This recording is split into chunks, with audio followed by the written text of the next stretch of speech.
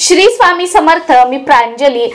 तुम्ही 21 दिवसांची सेवा करताय, 51 दिवसांची सेवा करताय, किंवा तुम्ही संकल्पयुक्त कोणतं पारायण करताय, स्वामी चरित्र सारामृत वाचताय, गुरुचरित्राचं पारायण करताय, किंवा अजून कोणत्या तुम्ही सेवा करताय, तुमचे तेवढे जे दिवस आहेत ते पूर्ण झाले आहेत, पण तुमची इच्छा पूर्ण झाली नाही, किंवा तुम्ही सेवा सुरू करताय आणि तुम्हाला असं वाटतं की नाही, माझी ही इच्छा पूर्ण व्हायलाच हवी, काहीही झालं तरी माझे हे जे काम आहे ते व्हायलाच हवं, मला प्रचिती या सेवेची यायलाच हवी, तर यासाठी कोणतीही सेवा करताना, कोणताही उपाय करताना त्याची सुरुवात कशी करायची, आणि त्याही पेक्षा महत्त्वाचं याची समाप्ती, म्हणजे कोणतीही सेवा, पारायणाचीच म्हणून नाही, तुम्ही अगदी 41 दिवसांचं काही अनुष्ठान करताय, काही म्हणजे सोप्यात सोपा एखादा मंत्र असू द्या, सोप्यात सोपी एखादी कोणती सेवा असू द्या, काहीही असू द्या, त्याची समाप्ती, त्याचा शेवट जर तुम्ही या पद्धतीने करत असाल, आता मी जसं सांगणार आहे, तर त्या पद्धतीने त्या दिवसांमध्ये, समजा तुम्ही 51 दिवसांचा संकल्प केला आणि त्या दिवसांची तुम्ही तो सेवा पूर्ण केली, पण तुमची इच्छा पूर्ण झाली नाही, तुमचं काम पूर्ण झालं नाही, आणि जर तुम्ही समाप्ती या पद्धतीने केली, समाप्ती नंतर ही एक गोष्ट केली, तर 1001% तुमचं जे काम आहे, स्वतः तुम्ही ज्याही देवांना मानता, तुम्ही ज्याही गुरूंना मानता, त्यांच्या कृपेने, त्यांच्या आशीर्वादाने ते स्वतः तुम्हाला मार्ग दाखवतील आणि तुमचं काम 100% होईल. हा विश्वास ठेवा, ही सकारात्मकता आपल्या मनामध्ये ठेवा, आणि सर्वात महत्त्वाचं, ज्याही देवांची, ज्याही गुरूंची, कोणाचीही तुम्ही सेवा करताय त्यांना समर्पण करा. म्हणजे काय की मी हे तुमच्यावर सोपवलेलं आहे, माझे कर्म मी करणार आहे, आता मी चालणार आहे, जी काही सेवा करतोय ती मनापासून करतोय, यातून मार्ग तुम्ही दाखवा, आणि मला पूर्ण विश्वास आहे की तुम्ही मला मार्ग दाखवणारच, हे म्हणून तुम्ही समर्पण करा, श्रद्धा ठेवा, विश्वास ठेवा, पहिली गोष्ट तुमचं काम होणारच आहे.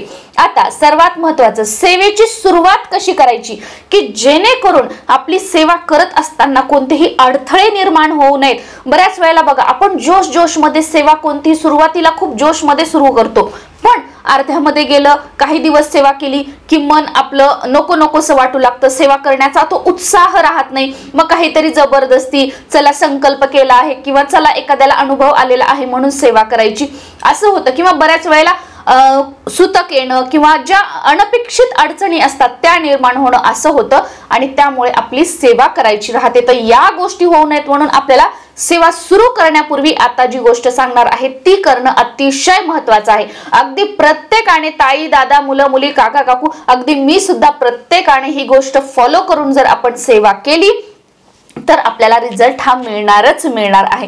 काय करायचं आहे, आणि असं नाही की मी तुम्हाला महाराजांबद्दल सांगतेय, स्वामींबद्दल सांगतेय, तुम्ही ज्याही देवाची कोणतीही सेवा करणार असाल तिथे तुम्ही हे जे आहे ते करायचं आहे. आता मी सांगताना तुम्हाला दत्त महाराजांच्या मंदिरात सांगणार आहे आणि केंद्रात सांगणार आहे, पण समजा तुम्ही तुमच्या कुलदेवीची सेवा करताय, तुमच्या कुलदैवतची सेवा करताय, तर तुम्ही त्यांचं जे मंदिर आहे तिथे ही जी सुरुवात आहे तिथे तुम्ही करू शकता. फक्त पिरियड्स मध्ये करायचं नाहीये, सुतक मध्ये करायचं नाहीये, आणि स्पेसिफिक जर तुमच्या त्या देवांचा, त्या गुरूंचा जो वार असेल त्या वारी जर तुम्ही हे केलं तर खूप छान होईल, आणि त्या दिवसापासून जर आपण कोणतीही सेवा तुम्हाला त्यांची सुरू करायची असेल तर खूप उत्तम राहील. बाकी असं काही नाही, आपण कधीपासूनही करू शकतो. तर सर्वात अगोदर आपल्याला एक नारळ घ्यायचा आहे, त्यासोबत खडी साखर घ्यायची आहे, किंवा तुम्ही पेढे वगैरे काही असं घेऊ शकता.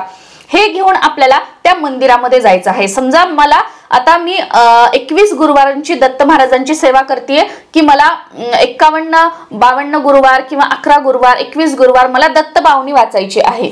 तर मी काय करणार की एक नारळ, खडी साखर किंवा पेढे घेणार, दत्त महाराजांच्या मंदिरामध्ये जाणार. तुम्ही स्वामींची सेवा करताय तर केंद्रामध्ये आपल्याला जायचं आहे. तिथे गेल्यानंतर हे नारळ हातामध्ये धरून आपल्याला उभं राहायचं आहे. सुरुवातीला आपलं नाव बोलायचं आहे, तुमचं जे काही नाव आहे, तुमचं नाव, तुमच्या मिस्टरांचं नाव, तुमचं आडनाव, पूर्ण नाव बोलायचं आहे, किंवा तुमचं नाव, तुमच्या वडिलांचं नाव, तुमचं आडनाव, आणि त्यानंतर आपलं गोत्र. आता तुम्हाला जर तुमचं गोत्र माहित असेल तर खूप छान, आपलं गोत्र सांगायचं.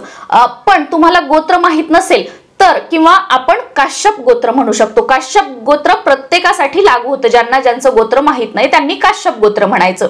आता मी प्रांजली, माझं पूर्ण नाव, गोत्र काश्यप, आणि आपण तिथे समजा आपण स्वामींच्या केंद्रामध्ये आता गेलेलो आहोत, तर आपलं नाव आपलं गोत्र बोलायचं आणि स्वामी समर्थ महाराज किंवा दत्त महाराज, मी ही प्रांजली, माझं गोत्र हे मी या कामासाठी ही सेवा एवढ्या दिवसाची करणार आहे.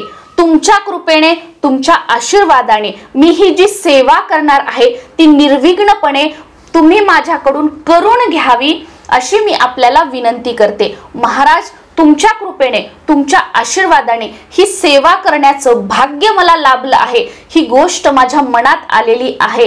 यातच मी म्हणजे कृतज्ञ आहे किंवा मी स्वतःला यासाठी खूप भाग्यवान समजते. महाराज, या दिवसांमध्ये ही जी काही मी सेवा करणार आहे ती अतिशय श्रद्धेने आणि विश्वासाने करणार आहे.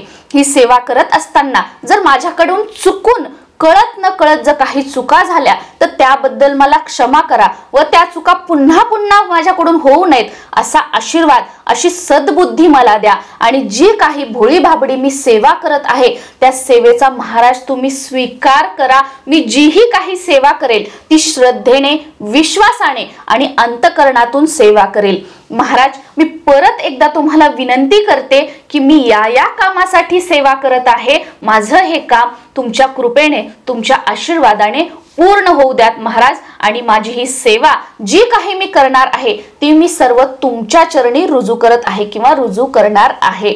तुमचा आशीर्वाद, तुमची कृपा माझ्या सोबत असू द्या, हे तुम्हाला बोलायचं आहे. मी एक सांगितलं की आता मी काय बोलते किंवा माझे थॉट काय आहेत, माझे विचार काय आहेत, मी कशा पद्धतीने प्रार्थना करते. तुम्ही तुमच्या मनात जे आहे तुमच्याप्रमाणे तुम्ही अशी प्रार्थना करायची आहे. त्यानंतर ते नारळ तिथे ठेवायचं आहे आणि मग तुम्हाला जर त्या दिवसापासून सुरुवात करायची असेल तर तुम्ही सुरुवात करू शकता. दुसऱ्या दिवसापासून सुरुवात करायची असेल तर करू शकता किंवा तुम्हाला ज्या दिवसापासून सुरुवात करायची आहे त्या दिवसापासून तुम्ही करू शकता. पण सुरुवात अशा पद्धतीने करा. तुम्ही काय केलं की त्या देवी देवतांना ज्यांची तुम्ही सेवा करणार आहात त्यांना कधीही बघा ऑर्डर सोडायची नसते. आता समजा एखादी व्यक्ती आहे, माझ्या समोर एखादी व्यक्ती आहे आणि मी त्यांना म्हटलं, अहो मावशी हे असं करून घ्या, त्या करतील का? त्या 2 शब्द मला बोलणार, मी परत 2 शब्द त्यांना बोलणार, हा वाद वाढत जाणार. काम तर दुसरीकडेच राहणार पण आमच्या दोघींमध्ये वाद निर्माण होणार. या उलट मी जर म्हटलं, अहो ताई माझं ना थोडंसं हे काम आहे, प्लीज तुम्ही कराल का? तर त्या ताई म्हणजे जिथे त्यांना दुसरं काम असू द्या पण त्या काय म्हणणार की हो ताई मी करून देईल ना, चालेल ना. म्हणजे आपण ते तर देव आहेत, त्यांना आपल्याला ऑर्डर सोडायची नाही. मी हे काम करते, माझं हे काम करा, मग मी ही सेवा करेल. अरे ते देव आहे, त्यांना आपण ऑर्डर कशी सोडणार? तर प्रार्थना करा, विनंती करा. 100% या पद्धतीने आपलं काम होईल. आता समाप्ती कशी करायची? तर अतिशय महत्वाचं की सेम तुमची समजा आता आज तुमची सेवा पूर्ण झाली आहे, कोणतीही सेवा असू द्या, तुमची आज सेवा पूर्ण झाली तर तुम्ही काय करा, आता सेवा तुमची पूर्ण झाली पण तुमची इच्छा पूर्ण झाली नाही तरीही तुम्ही ही गोष्ट करायची आहे. तुमची इच्छा पूर्ण होईल आणि आपली इच्छा पूर्ण झाली तरीही आपल्याला ही गोष्ट करायची आहे जेणेकरून महाराजांची कृपा अखंड आपल्या सोबत राहील. आता काय करायचं आहे, परत हे नारळ घ्यायचं, सेम आपल्याला खडीसाखर किंवा पेढा घ्यायचा आहे, त्याच मंदिरामध्ये जायचं आहे जिथे आपण ज्यांची सेवा केली होती तिथे परत जायचं, आपलं नाव आपलं गोत्र बोलायचं. पण इथे आता आपल्याला महाराजांना धन्यवाद द्यायचा आहे की महाराज मी या गोष्टीसाठी ही तुमची सेवा केली होती आणि तुम्ही माझ्या सेवेचा स्वीकार केलात, यासाठी मी स्वतःला खूप भाग्यशाली मानतो किंवा भाग्यवान मानते आणि माझी ही इच्छा पूर्ण झाली त्यासाठी तुम्हाला अगदी मनापासून धन्यवाद. मी तुमची ऋणी आहे किंवा कृतज्ञ आहे हे तुम्हाला बोलायचं आहे. आपली इच्छा पूर्ण झाली आणि त्यानंतर तुमच्या ज्या काही म्हणजे तुम्हाला तुमच्या मनातलं बोलायचं आहे ते बोलायचं आणि ते नारळ तिथे अर्पण करायचं. आता तुम्ही सेवा केली पण तुमची इच्छा पूर्ण झालेली नाही तर सेम सुरुवातीला नारळ घेऊन उभं राहायचं, आपलं नाव आपलं गोत्र, महाराजांना सांगायचं की या इच्छेसाठी महाराज मी ही सेवा केली होती पण महाराज माझ्याकडून काय चुकी झाली, माझ्याकडून काय त्रुटी झाल्या ते मलाही कळत नाही, मी खूप लहान आहे, मला चांगलं वाईट याची समज नाहीये, महाराज मला सांभाळून घ्या, माझ्याकडून काय चूक झाली आहे ती चूक सुधारण्यासाठी मला ती सद्बुद्धी द्या.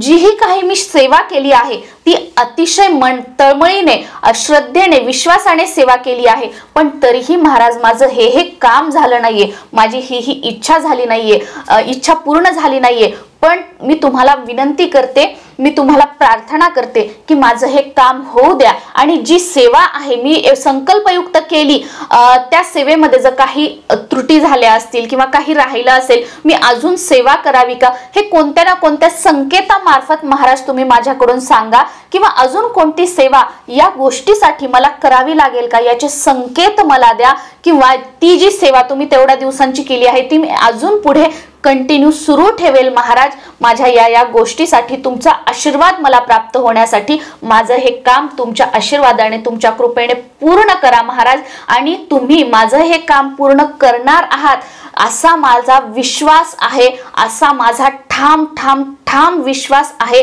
आणि मी तुमच्यावर पूर्ण म्हणजे तुम्हाला पूर्ण शरण आलेली आहे की हे काम फक्त तुम्ही आणि तुम्हीच करत राहणार आहात। मी फक्त माझे जे कर्म आहेत ते चांगले ठेवणार आहे, त्यासोबतच ही जी सेवा आहे ती महाराज मी सुरू ठेवणार आहे।